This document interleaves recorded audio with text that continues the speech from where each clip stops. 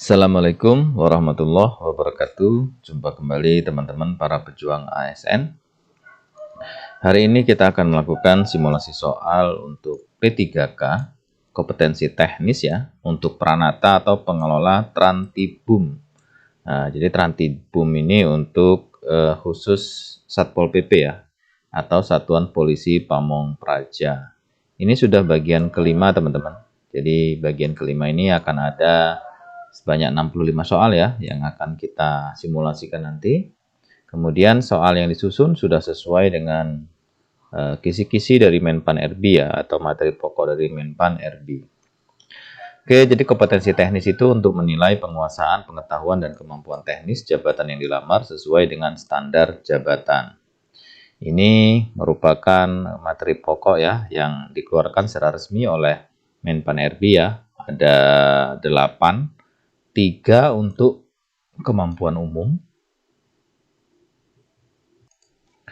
Kemudian kemampuan khusus itu ada 5 ya, jadi semua 8. 3 kemampuan umum, kemudian 3 kemampuan khusus. Oke, kita langsung saja ke simulasi soal yang pertama. Apa yang menjadi dasar pembagian urusan pemerintahan antara pemerintah pusat, provinsi, dan kabupaten atau kota? A. Kebutuhan anggaran daerah. B. Pembagian kewenangan berdasarkan asas desentralisasi. C. Kriteria eksternalitas, akuntabilitas, dan efisiensi. D. Kebijakan kepala daerah di masing-masing wilayah. Atau E. Kesepakatan bersama antara DPRD dan pemerintah pusat. Jawabannya adalah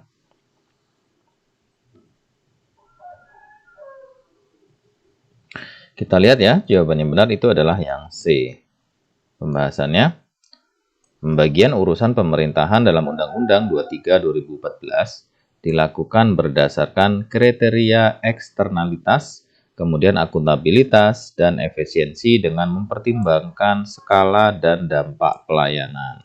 Jadi jawabannya yang C teman-teman ya, kriteria eksternalitas, akuntabilitas, dan efisiensi. Selanjutnya, bagaimana hubungan keuangan antara pemerintah pusat dan daerah diatur dalam Undang-Undang Nomor 23 Tahun 2014?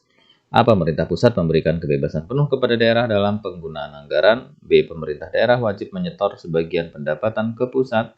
C. Dana transfer dari pusat ke daerah disesuaikan dengan kebutuhan daerah. D. Daerah bertanggung jawab sepenuhnya terhadap semua sumber pendapatan. Atau E. Pendanaan dari pusat hanya diberikan untuk daerah yang berprestasi. Jawabannya adalah ya.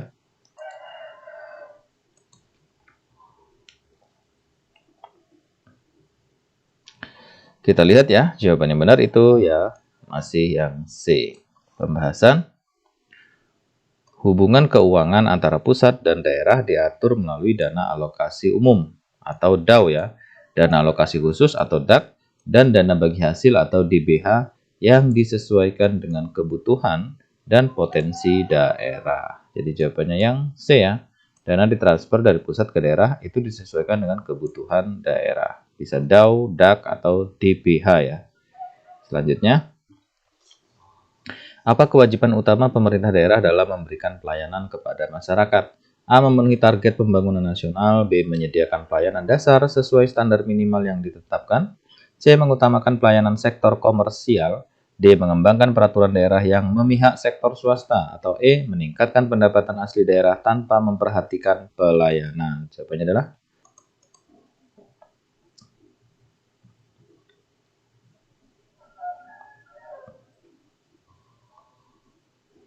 kita lihat jawaban yang benar itu adalah yang B. Pembahasannya, pemerintah daerah berkewajiban menyediakan pelayanan dasar seperti kesehatan, pendidikan, dan infrastruktur sesuai dengan standar pelayanan minimal atau SPM. Jadi yang B ya, menyediakan pelayanan dasar sesuai standar minimal yang ditetapkan. Selanjutnya, apa perbedaan antara otonomi daerah dan tugas pembantuan? A. Otonomi daerah memberikan kebebasan penuh kepada daerah, sedangkan tugas pembantuan bersifat wajib. B. Otonomi daerah melibatkan peran DPRD, sedangkan tugas pembantuan tidak. C. Otonomi daerah bersifat tetap, sedangkan tugas pembantuan bersifat penugasan sementara. D. Otonomi daerah berlaku hanya di tingkat provinsi, sedangkan tugas pembantuan di kabupaten kota. Atau E. Tidak ada perbedaan, keduanya adalah prinsip yang sama. Jawabannya adalah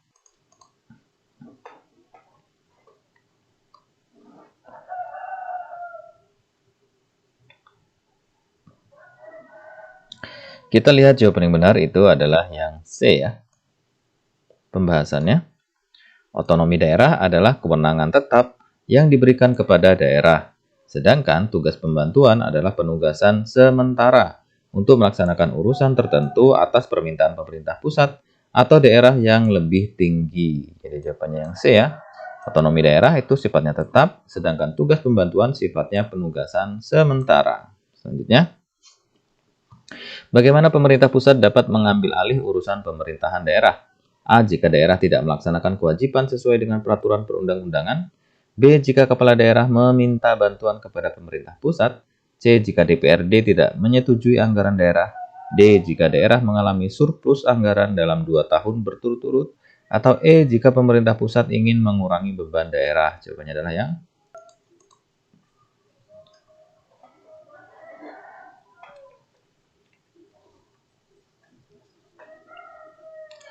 Kita lihat jawaban yang benar itu adalah yang A. Pembahasan, pemerintah pusat dapat mengambil alih urusan pemerintahan daerah jika daerah tidak melaksanakan kewajiban atau melanggar peraturan seperti dalam kasus tidak terpenuhinya standar pelayanan minimal.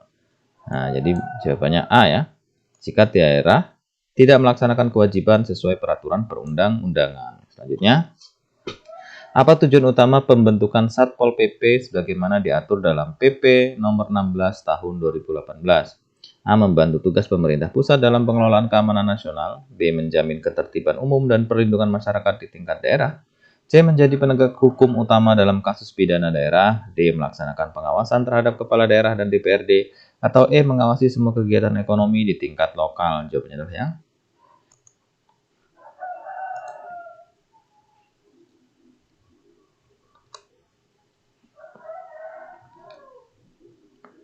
Kita lihat ya, jawaban yang benar itu adalah yang B. Pembahasan, tujuan utama Satpol PP adalah menegakkan perda atau peraturan daerah ya, kemudian menjaga ketertiban umum, dan memberikan perlindungan kepada masyarakat sebagaimana diatur dalam PP ya, atau peraturan pemerintah nomor 16 tahun 2018. Jadi jawabannya yang B. Menjamin ketertiban umum dan perlindungan masyarakat di tingkat daerah. Selanjutnya, apa kewenangan Satpol PP dalam menegakkan peraturan daerah? A. Menyelesaikan perselisihan antar warga tanpa melibatkan pihak lain. B. Memberikan sanksi administratif sesuai dengan peraturan daerah yang berlaku. C. Mengajukan perubahan peraturan daerah ke pemerintah pusat. D. Melakukan penahanan terhadap pelanggar hukum tanpa prosedur hukum. Atau E. Mengambil alih tugas polisi dalam kasus pidana ringan. Jawabannya adalah yang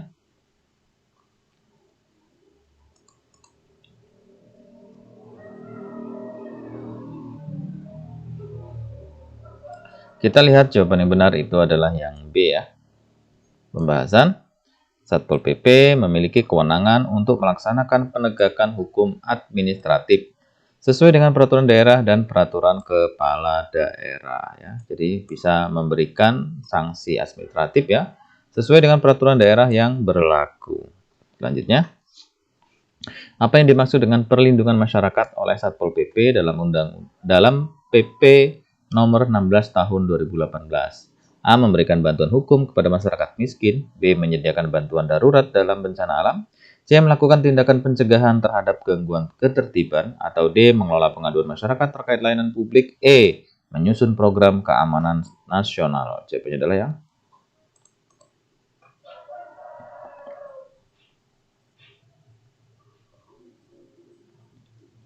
Kita lihat ya, jawaban yang benar itu adalah yang C. Pembahasannya, perlindungan masyarakat oleh Satpol PP mencakup pencegahan dan penanganan gangguan ketertiban umum untuk memastikan rasa aman bagi masyarakat. Ya, jadi jawabannya yang C, melakukan tindakan pencegahan terhadap gangguan ketertiban. Selanjutnya, apa peran utama kepala daerah dalam pembinaan Satpol PP? A. Memberikan arahan operasional langsung kepada anggota Satpol PP. B. Mengelola anggaran Satpol PP tanpa melibatkan DPRD. C. Menyusun program kerja Satpol PP secara mandiri. D. Membina dan mengarahkan pelaksanaan tugas Satpol PP sesuai kebijakan daerah. E. Menentukan sanksi terhadap pelanggaran peraturan yang dilakukan anggota Satpol PP. Jawabannya adalah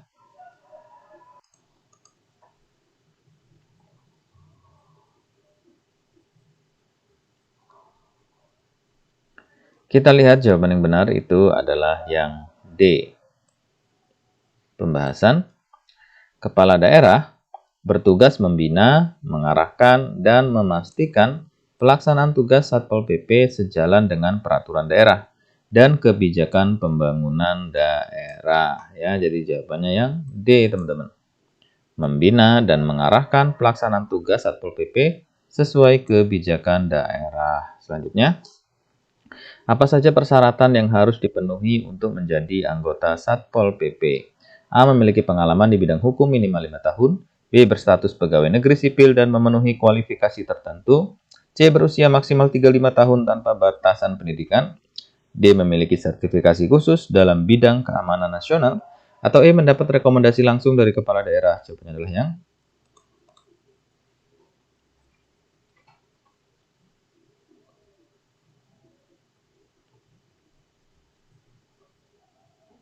kita lihat jawaban yang benar itu adalah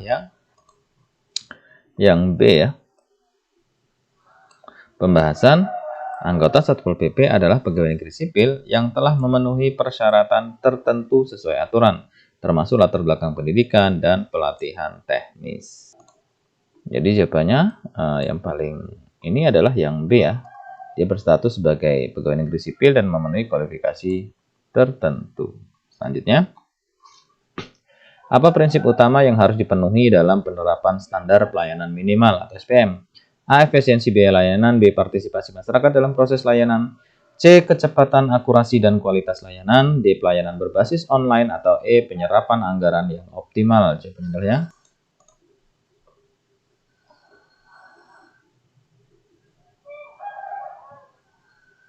kita lihat jawaban yang benar itu adalah yang C ya, teman-teman. Pembahasan. Prinsip utama penerapan SPM adalah kecepatan, akurasi, dan kualitas layanan untuk memastikan kebutuhan dasar masyarakat terpenuhi. Jadi jawabannya yang C, kecepatan, akurasi, dan kualitas layanan. Selanjutnya, apa yang harus dilakukan pemerintah daerah jika anggaran untuk penerapan SPM terbatas? A. Mengajukan tambahan dana ke pemerintah pusat. B. Memprioritaskan bidang layanan yang paling mendesak. C. Mengurangi cakupan layanan SPM. D. Meminta masyarakat membayar tambahan biaya. Atau E. Menunda penerapan SPM. Jawabannya adalah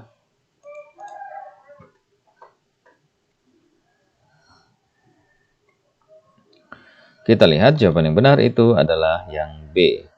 Pembahasan.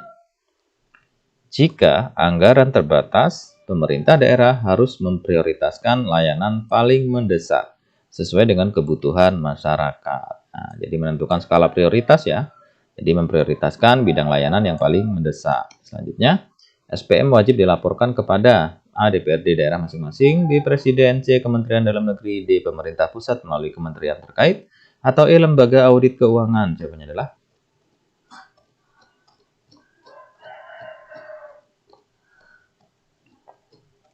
kita lihat jawaban yang benar itu adalah yang D. Pembahasan.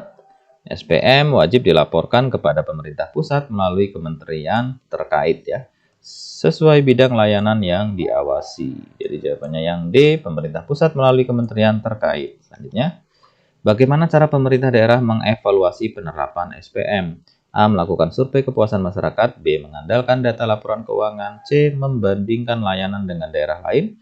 D. Mengundang pihak ketiga untuk audit. Atau E. Menunggu laporan dari masyarakat. Jawabannya adalah yang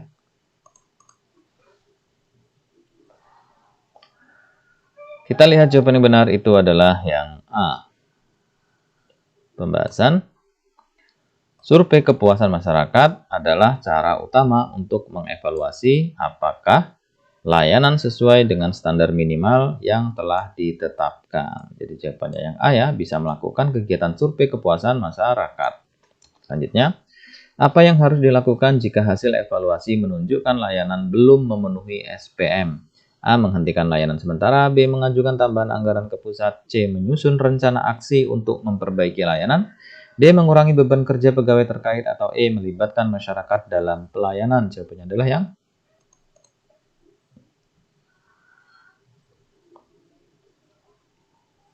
kita lihat jawabannya benar itu adalah yang C. Pembahasan. Jika evaluasi menunjukkan layanan belum memenuhi SPM, pemerintah daerah harus segera menyusun rencana aksi untuk memperbaiki layanan sesuai standar yang ditetapkan. Ya, jadi jawabannya yang C, menyusun rencana aksi untuk memperbaiki layanan. Selanjutnya, apa tujuan utama dari penerapan standar teknis mutu pelayanan dasar sub urusan ketentraman dan ketertiban umum? A. Menekan anggaran pemerintah daerah dalam layanan publik. B. Menjamin keamanan dan kenyamanan masyarakat di ruang publik. C. Meningkatkan jumlah personel keamanan di daerah. D. Memberikan keleluasaan kepada daerah untuk menentukan standar masing-masing. Atau E. Mengurangi beban pemerintah pusat dalam pelayanan publik. Jawabannya adalah yang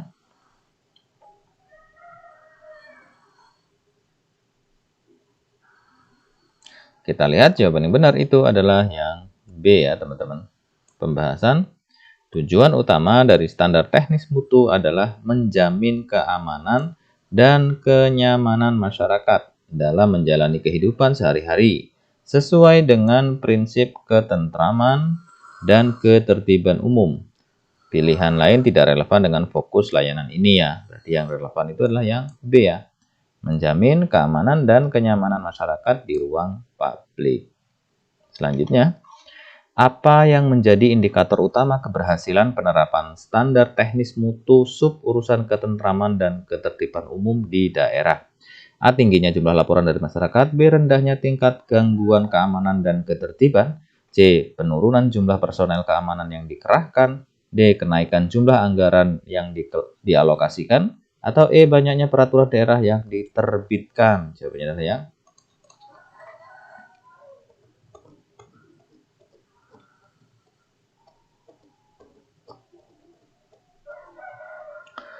kita lihat jawaban yang benar itu adalah yang B. Pembahasan indikator keberhasilan layanan sub urusan ketentraman dan ketertiban umum adalah rendahnya tingkat gangguan keamanan dan ketertiban. Jumlah laporan atau banyaknya peraturan tidak langsung mencerminkan efektivitas layanan. Jadi jawabannya yang B ya. Rendahnya tingkat gangguan keamanan dan ketertiban. Selanjutnya, siapa yang bertanggung jawab utama dalam pelaksanaan layanan ketentraman dan ketertiban umum di tingkat provinsi? A. Kepala Kepolisian Daerah. B. Pangdam di wilayah terkait. C. Menteri Dalam Negeri. D. DPRD Provinsi. Atau E. Gubernur melalui Satuan Polisi Pamong Praja atau Satpol PP. Jawabannya adalah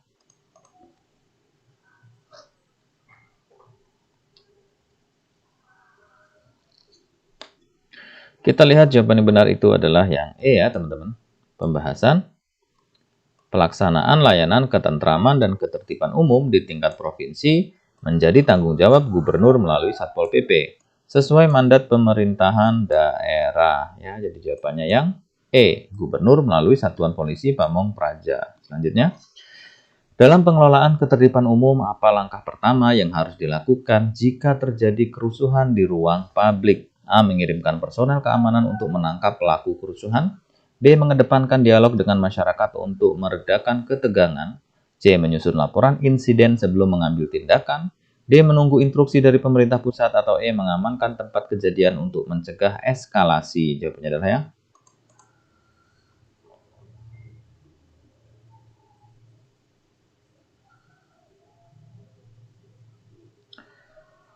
Kita lihat ya, jawaban yang benar itu adalah yang E.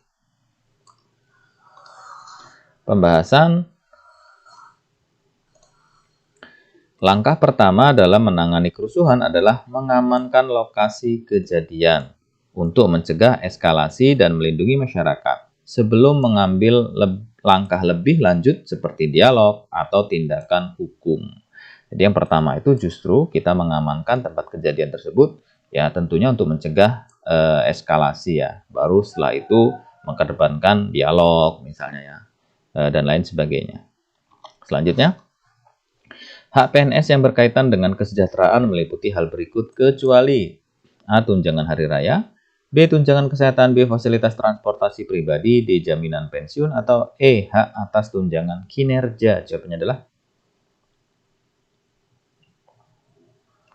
kita lihat jawaban yang benar itu adalah yang C ya. Pembahasan fasilitas transportasi pribadi bukan bagian dari hak kesejahteraan PNS, kecuali jika ditetapkan melalui kebijakan tambahan yang khusus. Nah, Jadi yang bukan ya atau kecuali itu adalah yang C, fasilitas transportasi pribadi. Selanjutnya, apa peran inspektorat daerah dalam pengawasan pemenuhan hak PNS? A. Mengatur gaji dan tunjangan PNS. B. Memberikan sanksi kepada pegawai yang melanggar aturan. C. Melakukan audit terhadap pelaksanaan hak-hak PNS. D. Menetapkan standar kompetensi pegawai. Atau E. Mengajukan promosi pegawai ke kepala daerah. Jawabannya adalah yang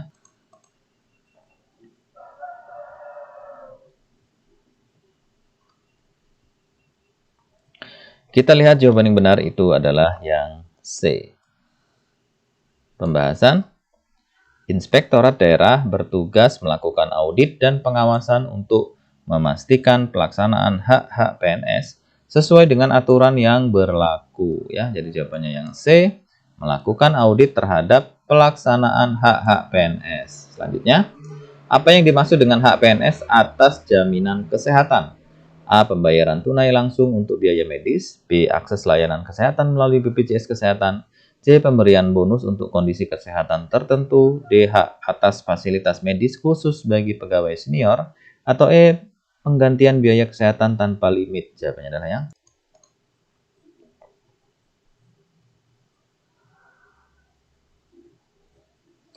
kita lihat jawaban yang benar itu adalah yang B ya teman-teman.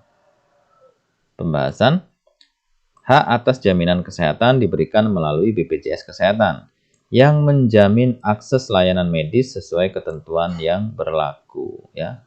Jadi bisa diberikan ya akses layanan kesehatan melalui Badan Penyelenggara Jaminan Sosial Kesehatan ya atau BPJS Kesehatan. Selanjutnya, kapan seorang PNS berhak atas cuti besar?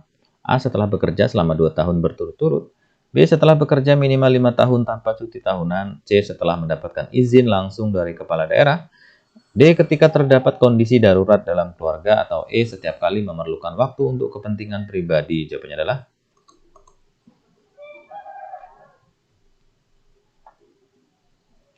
kita lihat jawaban yang benar itu adalah yang B. Pembahasan. Cuti besar diberikan kepada PNS yang telah bekerja minimal 5 tahun berturut-turut tanpa menggunakan hak cuti tahunan ya. Jadi jawabannya B, setelah bekerja minimal 5 tahun tanpa cuti tahunan. Selanjutnya, apa langkah yang dapat dilakukan oleh PNS jika hak-haknya tidak dipenuhi oleh pemerintah daerah? A. Mengajukan keberatan melalui media sosial. B. Melapor langsung kepada Menteri Dalam Negeri. C. Menggunakan mekanisme pengaduan internal ke Badan Kepegawaian Daerah. D. Melibatkan serikat pekerja untuk melakukan mogok kerja. Atau E. Meminta kenaikan gaji sebagai kompensasi. Jawabannya adalah yang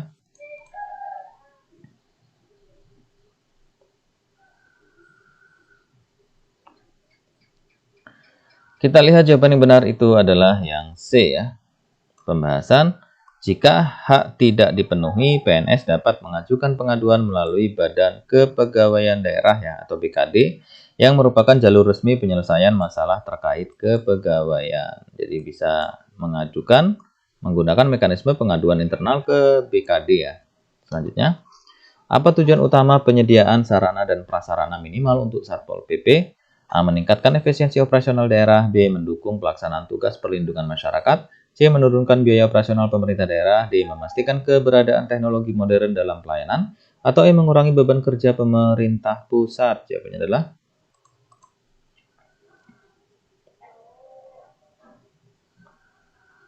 kita lihat jawaban yang benar itu adalah yang B. Pembahasan. Sarana dan prasarana minimal Satpol PP disediakan untuk mendukung tugas pokok mereka, yaitu menjaga ketertiban umum, perlindungan masyarakat, dan penegakan peraturan daerah. Jadi jawabannya yang B ya, mendukung pelaksanaan tugas perlindungan masyarakat. Selanjutnya, komponen utama dalam penyediaan sarana dan prasarana minimal untuk Satpol PP meliputi hal-hal berikut kecuali A. Kendaraan operasional. B. Peralatan komunikasi. C. Perlengkapan pertahanan sipil. D. Peralatan penanggulangan kebakaran. Atau E. Fasilitas kesehatan. Jawabannya adalah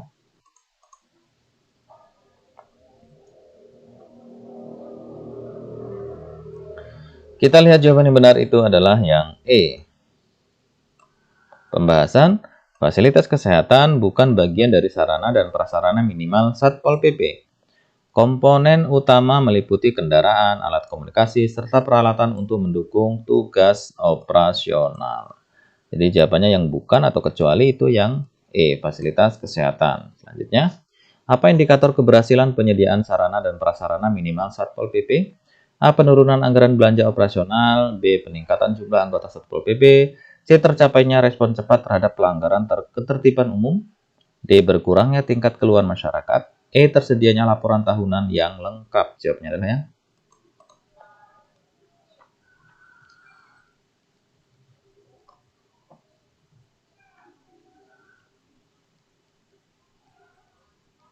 kita lihat jawaban yang benar itu adalah yang C. Pembahasan indikator keberhasilan penyediaan sarana dan prasarana adalah kemampuan Satpol PP merespon dengan cepat dan tepat terhadap pelanggaran ketertiban umum dan perlindungan masyarakat. Ya, jadi jawabannya yang C ya. Tercapainya respon cepat terhadap pelanggaran ketertiban umum. Selanjutnya, apa dasar hukum yang mengatur penyediaan sarana dan prasarana minimal Satpol PP? A. Undang-Undang 23 2014 tentang pemerintah daerah. B. Permendagri nomor 54 tahun 2011 tentang SOP Satpol PP. C. Peraturan pemerintah nomor 16 tahun 2018 tentang Satpol PP. D. Undang-Undang nomor 5 tahun 2014 tentang ASN. Atau E. Permendagri nomor 1 2021 tentang sarana minimal daerah. Jawabannya adalah yang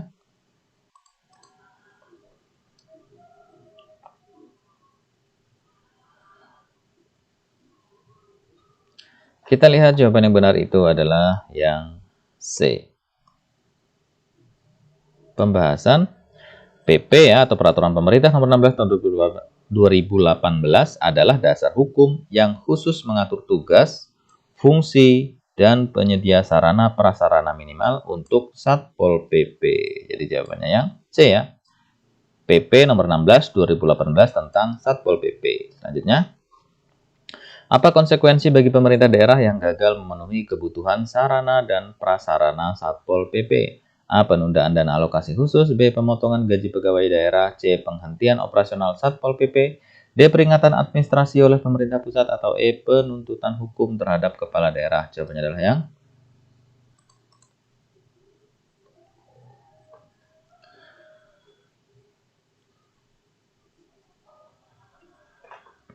kita lihat jawaban yang benar itu adalah yang D. Pembahasan pemerintah daerah yang gagal memenuhi sarana dan prasarana Satpol PP dapat menerima peringatan administrasi dari pemerintah pusat sesuai dengan peraturan yang berlaku. Jadi jawabannya yang D ya, peringatan administrasi oleh pemerintah pusat. Selanjutnya, apa kriteria minimal untuk kendaraan operasional Satpol PP? A. Berteknologi hybrid dan hemat energi. B. Memiliki daya tahan tinggi dan sesuai medan tugas. C. Diproduksi oleh perusahaan lokal. D. Dapat digunakan untuk patroli hingga lintas provinsi. E. Mampu mengangkut lebih dari 20 personil. Jawabannya adalah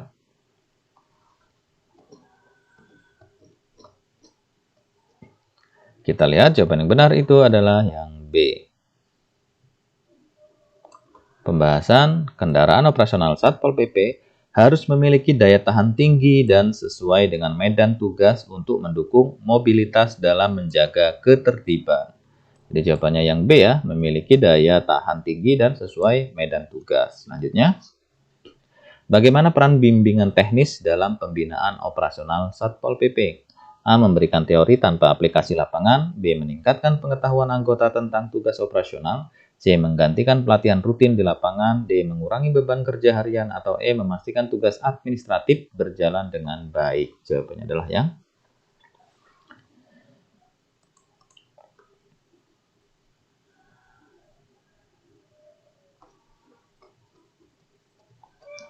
kita lihat ya, jawaban yang benar itu adalah yang B. Pembahasan bimbingan teknis bertujuan untuk meningkatkan pengetahuan dan pemahaman anggota Satpol PP tentang tugas-tugas operasional. Jadi jawabannya yang B ya, meningkatkan pengetahuan anggota tentang tugas operasional. Selanjutnya, apa manfaat simulasi lapangan dalam pembinaan teknis Satpol PP? A. Mengurangi kesalahan operasional di lapangan. B. Menghilangkan kebutuhan alat operasional tambahan. C. Mengurangi waktu pelaksanaan pelatihan. D. Meningkatkan jumlah anggota yang dapat direkrut. E. Menghilangkan koordinasi antar anggota selama operasi. Jawabannya adalah yang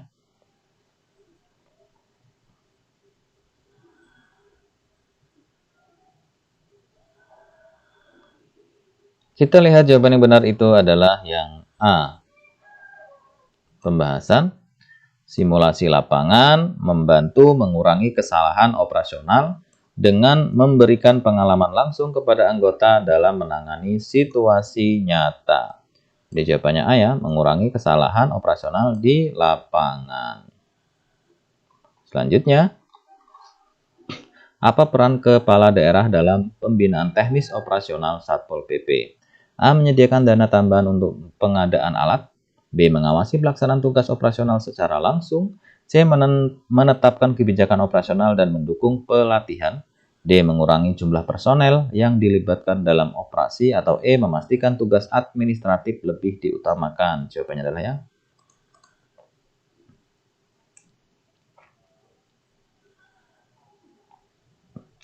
Kita lihat jawaban yang benar itu adalah yang C.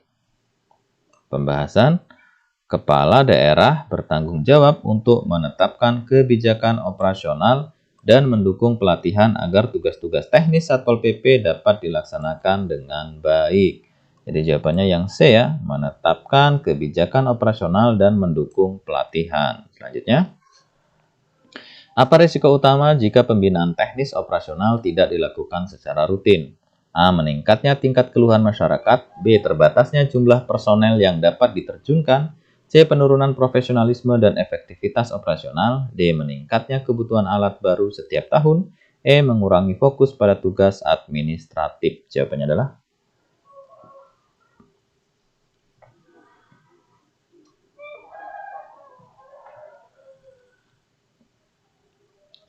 kita lihat jawaban yang benar itu adalah yang C.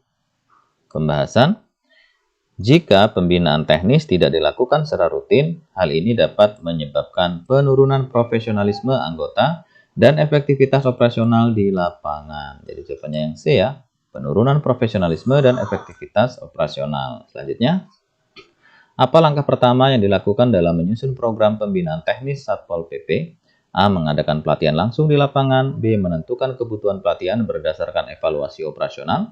C. Mengalokasikan anggaran pelatihan tahunan. D. Mengganti perangkat operasional yang usang. Atau E. Memastikan koordinasi dengan pemerintah pusat. Jawabannya adalah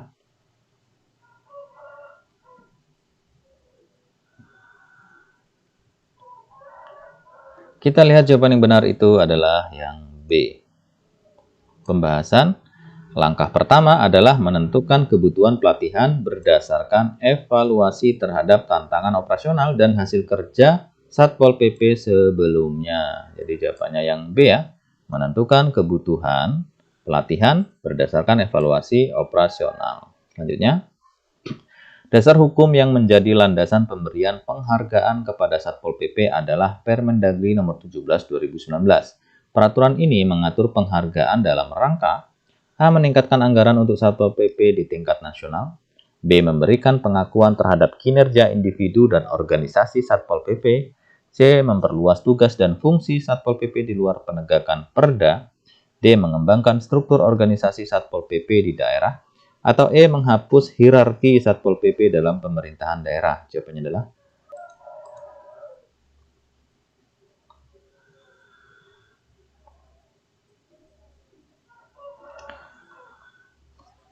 kita lihat ya, jawaban yang benar adalah yang B. Pembahasan Permendagri 17 2019 bertujuan untuk mengapresiasi individu atau organisasi Satpol PP yang berjasa dalam penegakan perda, ketertiban umum, dan perlindungan masyarakat. Jadi jawabannya yang B ya, memberikan pengakuan terhadap kinerja individu dan organisasi Satpol PP. Selanjutnya, berdasarkan Permendagri 17 2019, penghargaan yang dapat diberikan kepada Satpol PP meliputi A. Karya bakti Satpol PP, karya bakti peduli, dan karya bakti penegak perda. B. Karya bakti Satpol PP, karya bakti peduli, Satpol PP, dan karya bakti pengabdian Pol PP. C. Karya inovasi Satpol PP, karya bakti penegakan perda, dan karya bakti pengabdian masyarakat. D. Karya bakti Pol PP, karya pengabdian Satpol PP, dan karya bakti pelindung masyarakat. E. Karya bakti Pol PP, pengabdian perda, dan karya bakti Pol PP nasional. Jawabannya adalah yang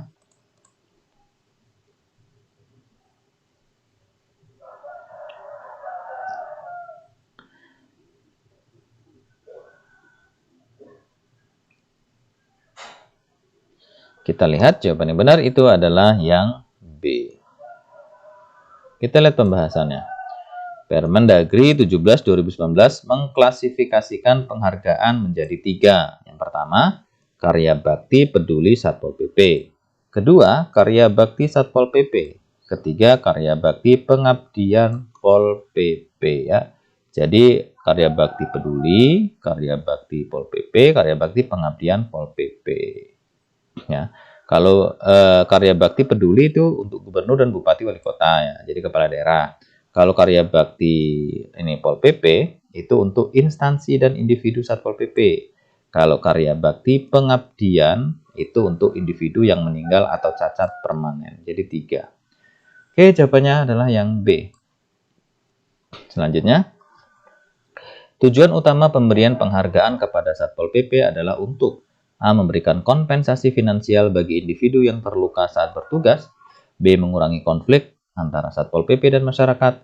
C. Memotivasi pegawai Satpol PP dan pemerintah daerah untuk meningkatkan kinerja. D. Menambah jumlah perda yang ditegakkan setiap tahunnya. Atau E. Memperkuat otoritas kepala daerah dalam mengelola Satpol PP. Jawabannya adalah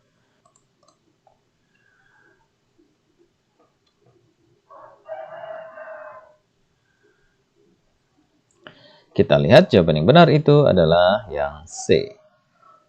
Pembahasan penghargaan ditujukan untuk memotivasi individu dan organisasi agar lebih baik dalam menegakkan perda, menciptakan ketertiban umum dan melindungi masyarakat ya. Jadi jawabannya yang C, memotivasi pegawai Satpol PP dan pemerintah daerah untuk meningkatkan kinerjanya. Selanjutnya, penghargaan karya bakti Satpol PP diberikan berdasarkan indikator berikut kecuali A. Kreativitas dan inovasi dalam menjalankan tugas. B. Tingkat kepuasan masyarakat terhadap kinerja Satpol PP.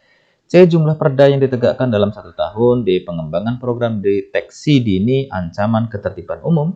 Atau E. Keselarasan tindakan dengan kode etik Satpol PP. Jawabannya adalah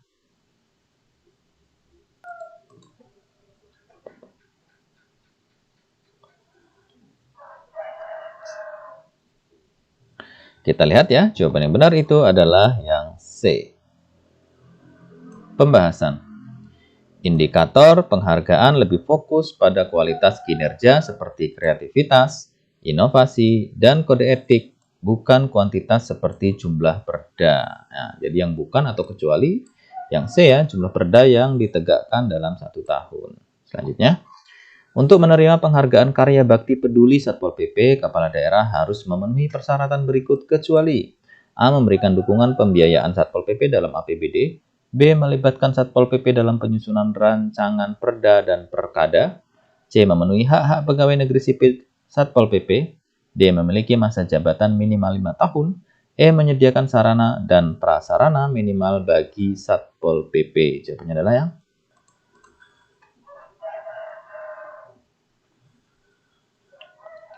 kita lihat jawaban yang benar itu adalah yang D. Pembahasan persyaratan untuk penghargaan ini berfokus pada tindakan kepala daerah dalam mendukung Satpol PP, bukan durasi masa jabatan. Nah, sehingga yang bukan atau kecuali yaitu memiliki masa jabatan minimal 5 tahun. Selanjutnya, apa bentuk koordinasi yang dilakukan PPNS dengan pemerintah daerah? A. Menyusun strategi administratif secara mandiri. B. Melibatkan kepala daerah dalam semua tahapan penyidikan. C. Melaporkan hasil penyidikan kepada kepala daerah sebagai atasan administratif. D. Meminta rekomendasi dari anggota legislatif. E. Menyerahkan semua keputusan hukum kepada kepala daerah. Jawabannya adalah yang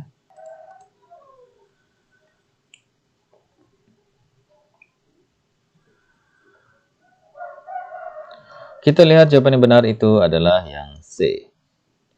Pembahasan.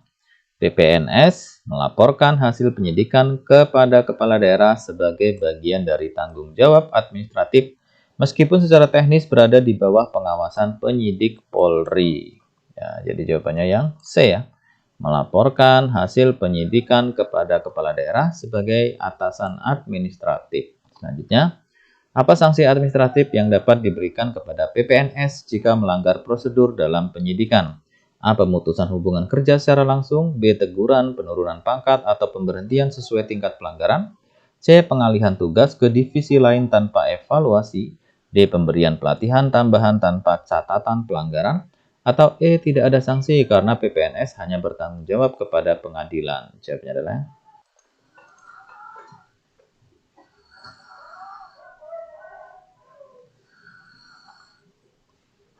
kita lihat jawaban yang benar itu adalah yang B. Pembahasan PPNS sebagai ASN tunduk pada aturan disiplin pegawai. Jika terbukti melanggar prosedur, sanksi administratif dapat berupa teguran, penurunan pangkat, hingga pemberhentian, tergantung pada tingkat pelanggaran yang dilakukan. Jadi jawabannya yang B ya, teguran, penurunan pangkat, atau pemberhentian sesuai tingkat pelanggaran. Selanjutnya, bagaimana evaluasi kinerja PPNS dilakukan oleh pemerintah daerah? A. Berdasarkan laporan masyarakat yang dibuat secara berkala. B. Melalui penilaian rutin oleh atasan administratif dan penyidik Polri. C. Berdasarkan jumlah kasus yang ditangani tanpa melihat hasilnya. D. Dengan melibatkan pihak swasta sebagai evaluator utama. E. Mengandalkan hasil survei kepuasan masyarakat tanpa data pendukung. Jawabannya adalah yang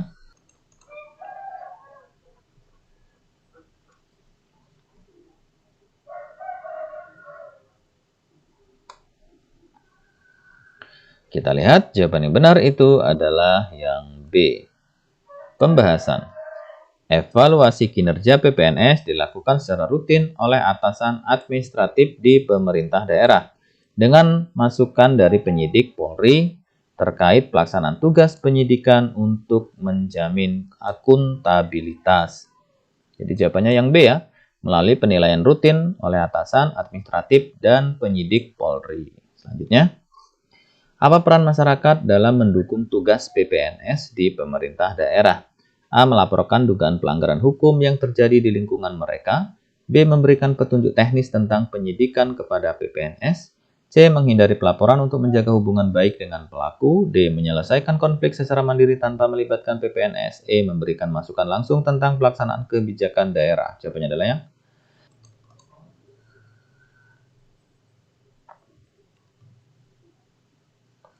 kita lihat jawaban yang benar itu adalah yang A ya teman-teman. Pembahasan, masyarakat memiliki peran penting dalam mendukung tugas PPNS dengan melaporkan dugaan pelanggaran hukum yang menjadi dasar awal penyelidikan oleh PPNS. Jadi jawabannya yang A. Melaporkan dugaan pelanggaran hukum yang terjadi di lingkungan mereka. Selanjutnya, apa tantangan utama yang dihadapi PPNS dalam melaksanakan tugas di lingkungan pemerintah daerah? A. Keterbatasan kewenangan dalam menangani kasus di luar perda. B. Tidak adanya koordinasi dengan instansi lain. C. Terlalu banyak kasus pidana umum yang harus disidik. D. Ketidakterlibatan pemerintah pusat dalam proses penyidikan. Atau E. Kurangnya pelatihan administrasi umum untuk PPNS. Jawabannya adalah yang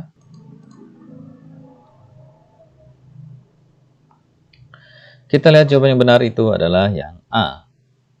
Pembahasan, PPNS memiliki kewenangan terbatas pada tindak pidana tertentu yang diatur dalam perda atau undang-undang sektoral. Hal ini menjadi tantangan terutama jika kasus melibatkan aspek pidana umum yang harus dilimpahkan kepada penyidik Polri. Jadi jawabannya yang A ya, keterbatasan kewenangan dalam menangani kasus di luar perda. Selanjutnya, apa tujuan utama penyelenggaraan ketertiban umum dan ketentraman masyarakat di daerah? A. Menurunkan tingkat pengangguran masyarakat. B. Meningkatkan kepatuhan masyarakat terhadap peraturan daerah. C. Mengurangi konflik politik di tingkat daerah. D. Membantu pemerintah pusat mengelola keamanan nasional. Atau E. Memastikan kepatuhan penuh terhadap undang-undang internasional. Jawabannya adalah yang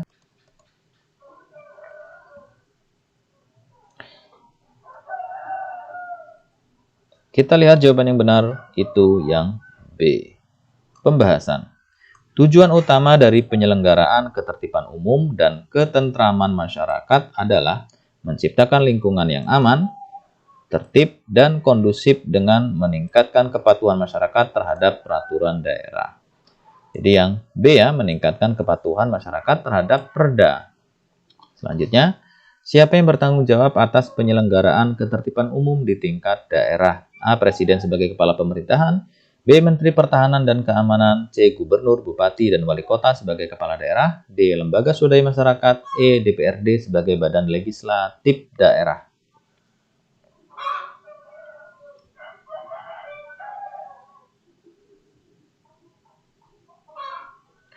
Kita lihat jawaban yang benar itu adalah yang C ya. Jadi tanggung jawab atas penyelenggaraan ketertiban umum berada pada kepala daerah, yaitu gubernur, bupati, atau wali kota, sesuai dengan kewenangan yang diatur dalam peraturan perundang-undangan. Jadi jawabannya yang C, gubernur, bupati, wali kota sebagai kepala daerah. Selanjutnya, apa peran utama Satuan Polisi Pamung Praja dalam menjaga ketertiban umum? A. Menyusun kebijakan terkait pembangunan daerah. B. Melakukan penegakan peraturan daerah dan perlindungan masyarakat. C. Mengelola anggaran pemerintah daerah. D. Memberikan pelatihan teknis kepada aparat keamanan nasional. E. Menyelesaikan konflik politik antar partai. Jawabannya adalah yang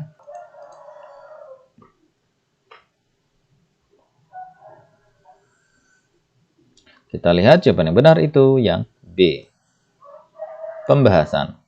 Satpol PP bertugas melakukan penegakan peraturan daerah, menjaga ketertiban umum, dan memberikan perlindungan kepada masyarakat dalam lingkup pemerintahan daerah. Jadi jawabannya yang B ya, melakukan penegakan peraturan daerah dan perlindungan masyarakat. Selanjutnya, apa prinsip utama yang harus diterapkan dalam penyelenggaraan ketertiban umum dan ketentraman masyarakat? A. Transparansi, partisipasi, dan akuntabilitas. B. Kekuasaan penuh tanpa melibatkan masyarakat. C. Penegakan hukum tanpa panduan aturan. D. Fokus pada penanganan konflik tanpa pencegahan. Atau E. Dominasi aparat keamanan tanpa dialog.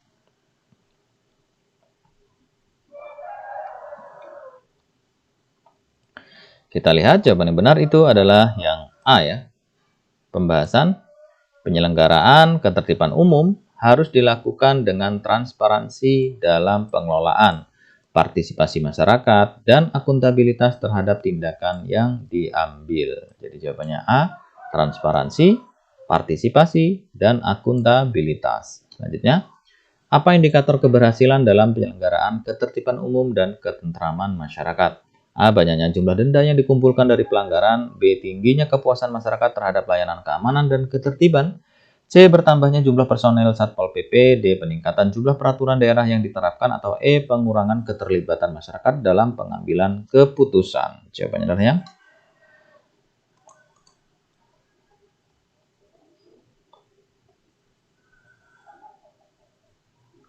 kita lihat jawaban yang benar itu adalah yang B ya teman-teman.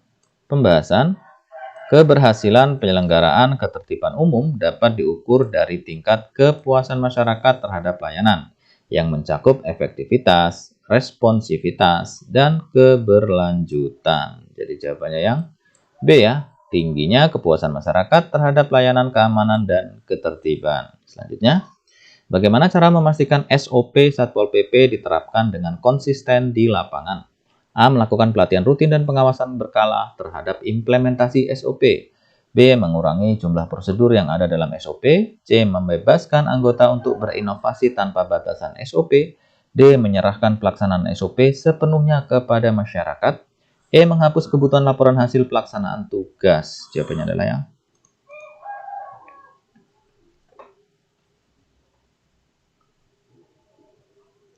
kita lihat jawaban yang benar itu adalah yang A ya teman-teman. Pembahasan pelatihan rutin memastikan setiap anggota memahami SOP. Sedangkan pengawasan berkala membantu menjaga konsistensi implementasi di lapangan. Jadi jawabannya yang A, melakukan pelatihan rutin dan pengawasan berkala terhadap implementasi SOP. Selanjutnya, apa indikator keberhasilan penerapan SOP di Satpol PP? A. Penurunan jumlah kasus yang dilaporkan masyarakat. B. Meningkatnya efektivitas tugas operasional dan kepuasan masyarakat. C. Berkurangnya jumlah anggota Satpol PP yang terlibat di lapangan. D. Penghapusan tugas administratif secara keseluruhan. Atau E. Peningkatan denda yang dihasilkan dari pelanggaran. Jawabannya adalah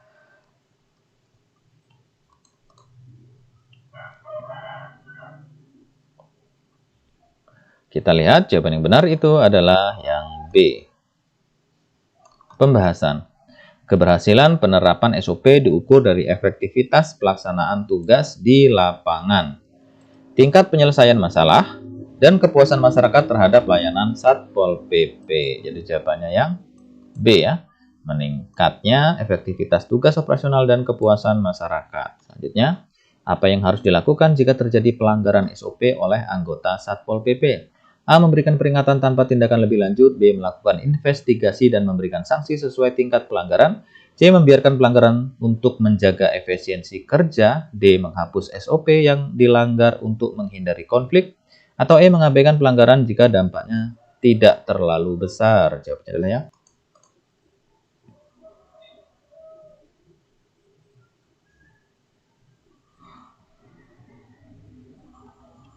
Kita lihat jawaban yang benar itu adalah yang B ya teman-teman ya. Pembahasan pelanggaran SOP harus ditangani dengan investigasi yang objektif dan sanksi yang sesuai untuk memastikan kepatuhan terhadap prosedur dan mencegah pelanggaran serupa di masa depan. Jadi jawabannya yang B, melakukan investigasi dan memberikan sanksi sesuai tingkat pelanggarannya. Selanjutnya, bagaimana teknologi dapat mendukung penerapan SOP Satpol PP? A. Dengan menyediakan sistem digital untuk pelaporan dan pemantauan tugas. B. Menggantikan peran personel di lapangan secara penuh. C. Mengurangi kebutuhan pelatihan teknis bagi anggota. D. Menghapus prosedur manual dalam semua aspek kerja. E. Mengandalkan perangkat teknologi untuk mengelola konflik masyarakat. Jawabannya adalah yang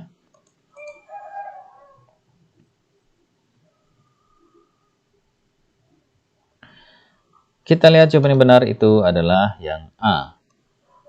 Pembahasan teknologi seperti aplikasi pelaporan dan sistem manajemen digital membantu mempermudah pemantauan pelaksanaan SOP serta memastikan transparansi dalam pelaksanaan tugas. Jadi jawabannya yang A, dengan menyediakan sistem digital untuk pelaporan dan pemantauan tugas. Selanjutnya, bagaimana masyarakat dapat berkontribusi dalam pengawasan pelaksanaan SOP Satpol PP? A. Melaporkan pelanggaran yang dilakukan oleh anggota Satpol PP. B. Mengawasi setiap tindakan anggota tanpa prosedur yang jelas. C. Menyediakan pelatihan teknis untuk anggota Satpol PP. D. Menggantikan tugas Satpol PP di lapangan. Atau E. Mengabaikan tugas Satpol PP dalam kondisi tertentu. Jawabannya adalah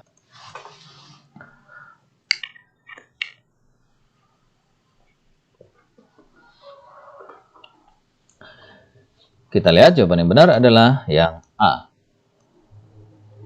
Pembahasan. Masyarakat dapat berkontribusi dengan memberikan pengawasan melalui mekanisme pelaporan jika terdapat pelanggaran SOP, sehingga membantu menjaga akuntabilitas Satpol PP. Jadi jawabannya adalah yang A ya teman-teman. Melaporkan pelanggaran yang dilakukan oleh anggota Satpol PP. Selanjutnya, peran Satpol PP dalam penanggulangan bencana adalah A. Penegakan hukum pidana terkait bencana. B. Membuat kebijakan darurat. C. Mendukung upaya penertiban dan melindungi masyarakat terdampak. D. Melakukan penyelidikan atas penyebab bencana. Atau E. Mengatur distribusi bantuan internasional. Jawabannya adalah yang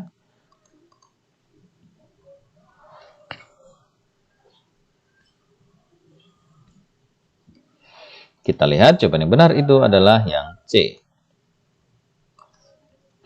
Pembahasan Satpol PP bertugas menjaga ketertiban dan memberikan perlindungan kepada masyarakat yang terdampak bencana. Jadi jawabannya yang B, yang C maksudnya. Mendukung upaya penertiban dan melindungi masyarakat terdampak. Selanjutnya, dalam menjalankan tugas, anggota Satpol PP wajib melaksanakan tindakan berdasarkan A. Instruksi langsung dari kepala daerah. B. Peraturan yang berlaku dengan cara yang humanis dan profesional. C. Keputusan individu berdasarkan situasi lapangan. D. Tekanan dari masyarakat tertentu. Atau E. Arahan dari pejabat politik. Jawabannya adalah yang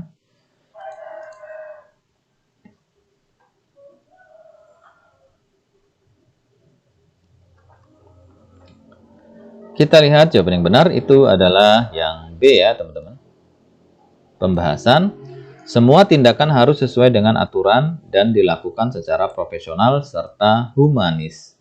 Jadi jawabannya yang B, peraturan yang berlaku dengan cara yang humanis dan profesional. Selanjutnya, Anggota Satpol PP yang melanggar prinsip netralitas dalam pemilu dapat dikenakan sanksi. A. Teguran lisan saja. B. Pemindahan tugas sementara. C. Penurunan pangkat hingga pemecatan. D. Denda administrasi. Atau E. Peringatan dari partai politik. Jawabannya adalah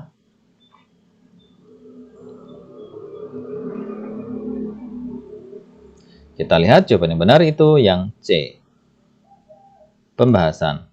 Pelanggaran prinsip netralitas dianggap serius dan dapat berujung pada penurunan pangkat atau pemecatan.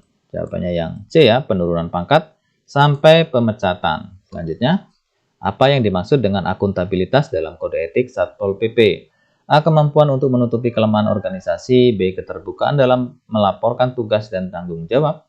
C. Menjaga kerahasiaan semua informasi. D. Menolak evaluasi dari pihak luar.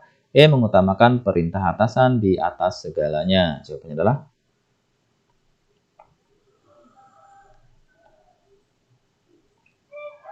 kita lihat jawaban yang benar itu adalah yang B. Pembahasan.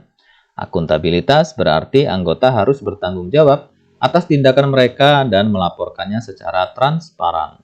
Jadi jawabannya yang B. Keterbukaan dalam melaporkan tugas dan tanggung jawab. Selanjutnya, Satpol PP harus melaksanakan penertiban terhadap pelanggaran peraturan daerah dengan prinsip A. Kekuasaan absolut. B. Mengutamakan kepentingan kelompok tertentu. C. Pemaksaan tanpa toleransi. D. Menunggu perintah dari pihak lain. Atau E. Penegakan hukum yang adil dan tidak memihak. Jawabannya adalah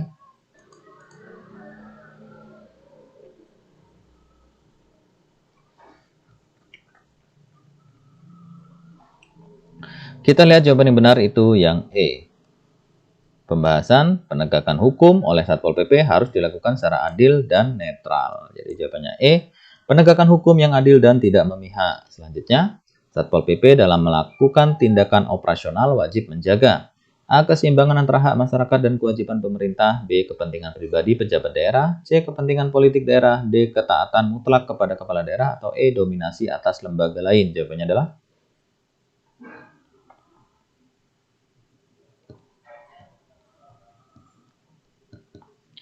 kita lihat jawabannya yang benar itu adalah yang A.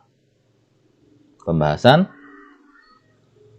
Tindakan Satpol PP harus memperhatikan hak-hak masyarakat tanpa mengabaikan kewajiban pemerintah. Jadi jawabannya A. Keseimbangan antara hak masyarakat dan kewajiban pemerintah. Selanjutnya, apa yang harus dilakukan anggota Satpol PP jika menemukan pelanggaran berat di lapangan? A. Melaporkan kepada atasan dan menunggu instruksi lebih lanjut. B. Langsung menangkap pelanggar tanpa prosedur. C. Membuat keputusan sendiri tanpa koordinasi. D. Mengabaikan pelanggaran karena risiko tinggi. Atau E. Mengalihkan kasus kepada pihak lain tanpa laporan. Jawabannya adalah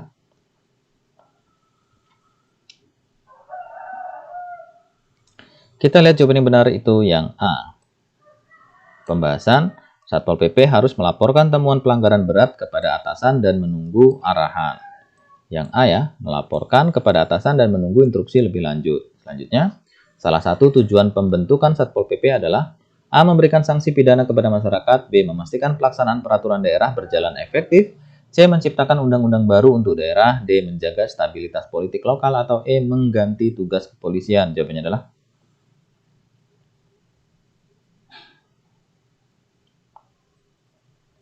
kita lihat jawaban yang benar itu yang B.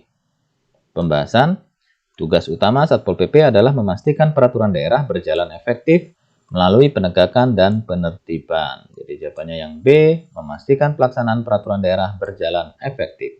Selanjutnya, dalam menyikapi protes masyarakat terhadap tindakan Satpol PP, anggota harus A. Memaksa masyarakat menerima tindakan mereka. B. Membuka dialog dan memberikan penjelasan secara persuasif. C. Menghindari konfrontasi dengan meninggalkan lokasi. D. Memprioritaskan perintah atasan tanpa dialog. Atau E. Melibatkan pihak lain untuk menyelesaikan protes. Jawabannya adalah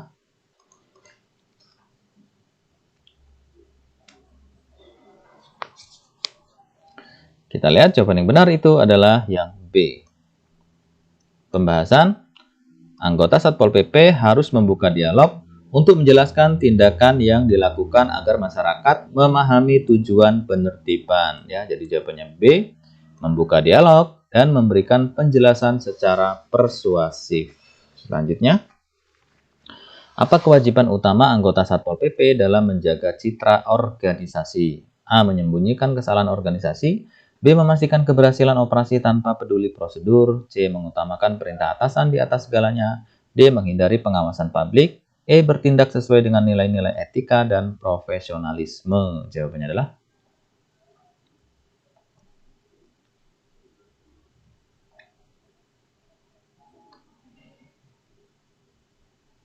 kita lihat jawaban yang benar itu adalah yang E ya teman-teman.